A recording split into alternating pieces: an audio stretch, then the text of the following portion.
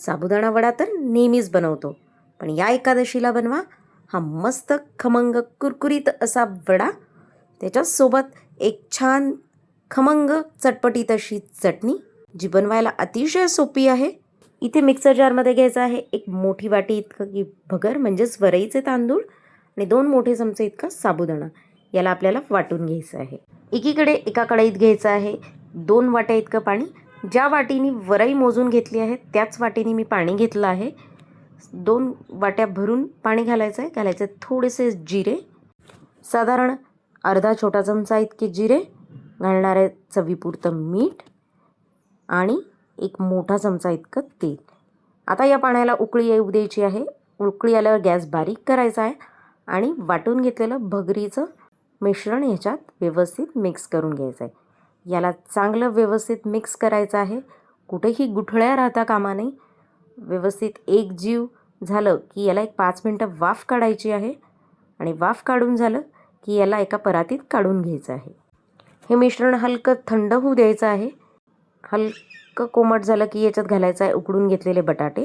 2 मोठे बटाटे उकडून घेतले आहेत. घालायची आहे 3 ते 4 बारीक चिरून घेतलेली हिरवी मिरची, दाण्याचा कूट आणि कोथिंबीर.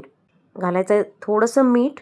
आपण भगरीत मीठ घातलं आहे, फक्त बटाटा ॲड केला आहे, त्याच्यापुरतं आपल्याला थोडंसं मीठ ॲडजस्ट करायचं आहे आणि याचा व्यवस्थित गोळा मळून घ्यायचा आहे.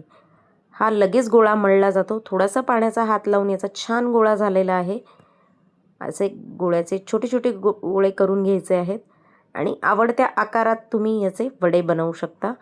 इथे मी या वड्यांना असा गोल चपटा आकार देऊन याला एक छिद्र केलेलं आहे. साधारण एक मेदू वड्यासारखा याचा आकार मी बनवला आहे. तुम्ही हवं तर गोल चपटे वडे पण करू शकता.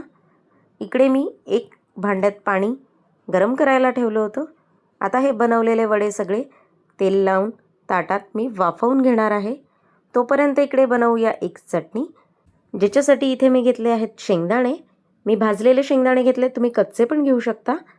भाजलेल्या शेंगदाण्याने चव छान येते. घालायची कोथिंबीर, मिरची, जिरं, मीठ आणि थोडी साखर आणि पाणी घालून याला छान असं फिरवून घ्यायचं आहे.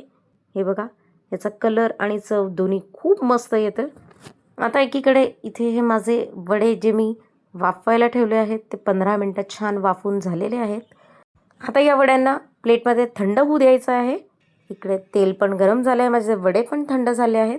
आता याला मीडियम टू हाय फ्लेमवर आपल्याला छान तळून घ्यायचे आहेत. वडे वाफवून घेतल्यामुळे आतपर्यंत छान तळले जातात, वरून छान क्रिस्पी कुरकुरीत होतात. तेच न वाफवता तुम्ही तळू शकता, पण ते इतके छान कुरकुरीत होत नाहीत. थोडा वेळ जातो, पण हे वडे खूप छान लागतात. या उपासाला तुम्ही हे नक्की ट्राय करून बघा. अशा सोप्या मस्त रेसिपीजसाठी राधिकास किचन स्टोरीजला फॉलो करा.